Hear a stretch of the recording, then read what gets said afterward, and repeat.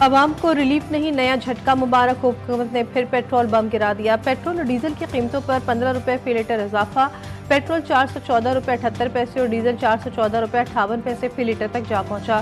Petroleum levy بھی بڑھا دی گئی، یعنی عوام کی جیب پر ڈبل وار۔ مہنگائی کی نئی لہر کا خدشہ، عوام پوچھنے لگے کہ کب تک مہنگائی کا بوجھ ہم ہی اٹھائیں گے۔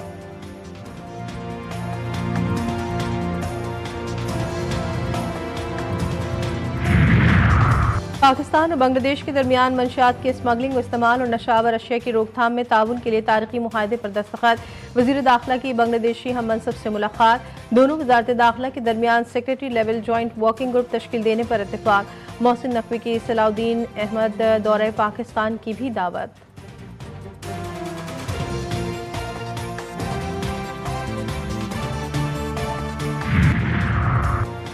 آبنا ہرمز میں کشیدگی، ایران اور امریکہ میں جھڑپیں، ایران نے امریکی نیوی کے جہاز پر میزائل داغ دیے، ایران کے امریکی جہازوں پر حملے کی ویڈیو جاری، ایران کی جوابی کارروائی میں امریکی یونٹس کو نقصان پہنچا، بندر عباس شہر میں 2 ڈرونز بھی مار گرائے، امریکہ کے ایران کے جزیرہ قشم اور بندر عباس پر حملے، بحری جہاز میں سوار ایک شخص شہید، 10 افراد زخمی، امریکی سینٹرل کمانڈ نے الزام عائد کیا، ایرانی افواج نے میزائل، ڈرون اور چھوٹی کشتیوں سے امریکی بحری جہازوں پر حملہ کیا، جواب میں ایرانی تنصیبات کو نشانہ بنایا، ایران امریکہ پر جنگ بندی کی خلاف ورزی کا الزام لگایا۔ ترجمان خاتم الانبیاء سینٹرل ہیڈ کوارٹرز نے امریکہ اور خطے میں امریکی اتحادیوں کو خبردار کیا کہ ایران کسی بھی جارحیت کا بغیر کسی ہچکچاہٹ کے بھرپور جواب دے گا۔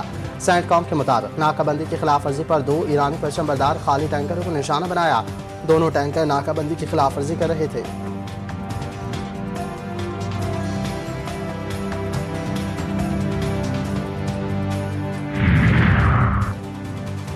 امریکہ کو ایران سے آج جواب موصول ہونے کی توقع، ابھی تک کوئی جواب موصول نہیں ہوا، امید ہے کہ ایران سنجیدہ مذاکرات کے عمل کی طرف جائے گا۔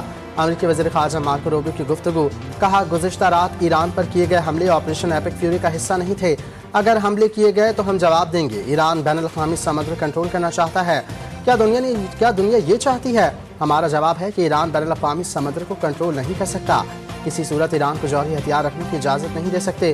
ترجمان ایرانی وزارت خارجہ کا کہنا ہے تہران ابھی تک امریکی تجاویز کے جواب پر غور کر رہا ہے، صورتحال پر گہری نظر ہے، کسی بھی جارحیت اور مہم جوئی کا جواب دینے کے لیے پوری طرح تیار ہے۔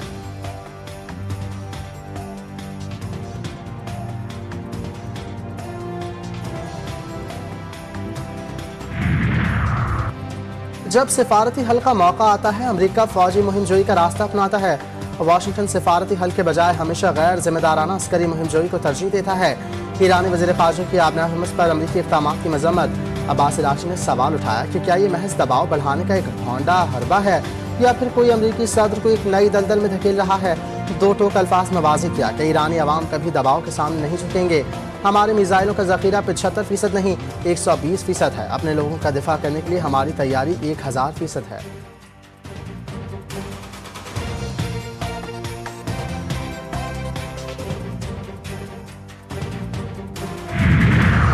ظلم کے خلاف جدوجہد ایرانی سرزمین کی تاریخ کا روشن باب، استعمار اور استحصال کی پالیسی کی مستقبل کی دنیا میں کوئی جگہ نہیں ہوگی۔ ایران کے صدر مسعود پزشکیان نے کہا جس طرح ایران کے لوگوں کی ثقافت میں رواداری کی جڑیں گہری ہیں، اسی طرح اس سرزمین کی تاریخ میں جبر کے خلاف جدوجہد چمکتی ہے۔ ایران سے جنگ بندی اب بھی برقرار، مذاکرات جاری، معاہدہ کسی بھی دن ہو سکتا ہے، امریکی صدر پر امید۔ ٹرمپ نے کہا اگر تہران امن معاہدے پر دستخط کرتا ہے تو مزید کشیدگی سے بچا جا سکتا ہے، دعویٰ کیا حملوں کے جواب میں دفاعی کارروائیاں کرتے ہیں اور ایرانی فوجی تنصیبات کو نشان بنایا۔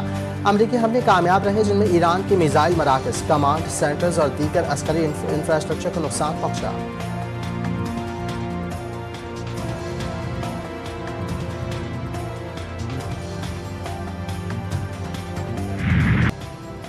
باطل کے خلاف فیصلہ کن جنگ، سچ کی آخری للکار، ایک قوم ایک آواز، سچ کے سپاہیوں کی داستان، مارکہ کی شاندار کامیابی پر پاک فوج کو سلام۔ 1 سال قبل آج ہی کی رات افواج پاکستان نے دشمن کو ناخن چنے چبوائے، بھارت کا غرور خاک میں ملایا، مودی کے ناپاک عزائم کو ناکام بنایا۔ پہلگام واقعے سے جنم لینے والی پاک بھارت کشیدگی 22 اپریل سے 10 مئی تک مارکہ حق کے نام سے تاریخ میں امر ہو گئی۔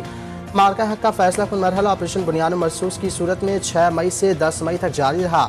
یہ آپریشن پاک فوج کی تاریخی فتح کے ساتھ مکمل ہوا۔ مارکہ حق کی کامیابی صرف عسکری برتری نہیں بلکہ قومی اتحاد، حوصلے اور قربانی کا نتیجہ ہے۔ دشمن کے خلاف ہر محاذ پر کامیابی نے ثابت کیا کہ پاکستانی قوم کسی بھی چیلنج کا ڈٹ کر مقابلہ کرنے کی صلاحیت رکھتی ہے۔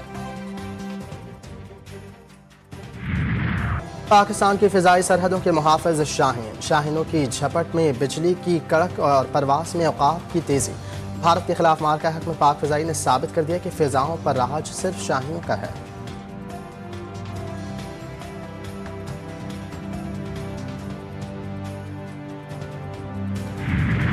حق کی فتح کا 1 سال مکمل، جڑواں شہر میں جشن کا سما۔ راولپنڈی اور اسلام آباد میں ریلیاں نکالی گئیں۔ اسکول کے بچوں نے ریلی میں افواج پاکستان کے شہداء کو بھی خراج عقیدت پیش کیا۔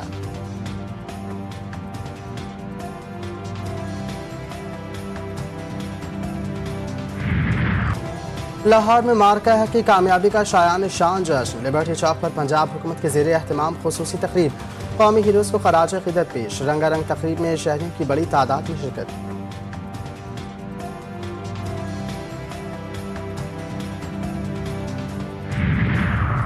بھارتی سرپرستی میں سرگرم فتنۃ الخوارج کے خلاف سیکیورٹی فورسز کی بڑی کامیابی۔ ٹانک اور ڈی خان میں آپریشن، 5 خوارج ہلاک۔ ISPR کے مطابق ٹانک میں شدید جھڑپوں کے دوران 4 خوارج مارے گئے۔ ڈی خان میں انٹیلیجنس بیسڈ آپریشن میں 1 خارجی ہلاک۔ دہشت گردوں سے اسلحہ و گولہ بارود برآمد۔ صدر مملکت، وزیر اعظم شہباز شریف اور وزیر داخلہ کا سیکیورٹی فورسز کو خراج تحسین۔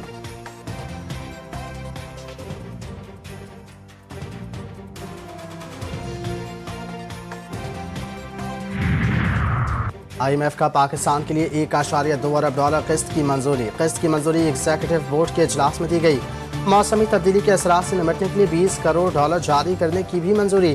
ذرائع کے مطابق IMF نے $1 ارب EFF پروگرام کے تحت جاری کرنے کی منظوری دی۔ پاکستان نے ستمبر 2024 میں 37 ماہ کے لیے EFF پروگرام لیا تھا۔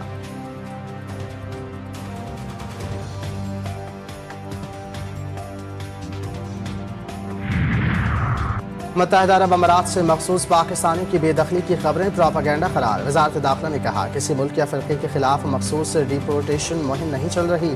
UAE سے بے دخلی صرف میزبان ممالک کے قوانین کی خلاف ورزی پر ہوتی ہے۔ ویزا خلاف ورزی اور غیر قانونی دستاویزات کی بنیاد پر بھی بے دخلی ہوتی ہے۔ پاکستانی شہری بدستور UAE اور دیگر دوست ممالک میں ورک ویزا حاصل کر رہی ہیں۔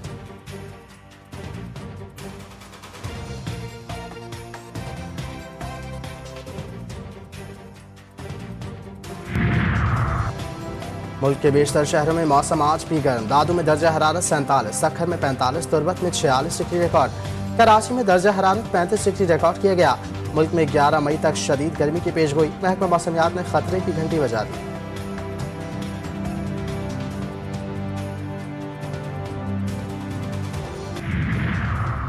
اور پاک بنگلہ دیش پہلا ٹیسٹ۔ بنگلہ دیش نے پہلے روز کھیل کے اختتام پر 4 وکٹوں پر 301 رنز بنا لیے۔ نجم الحسین شاہتون 101 اور مومن الحق کا 91 رنز بنا کر نمایاں رہے۔ شادمان اسلام 13 اور محمود الحسن نے 8 رنز بنائے۔ شاہین آفریدی، محمد عباس، حسن علی اور نعمان علی نے 1-1 وکٹ حاصل کی۔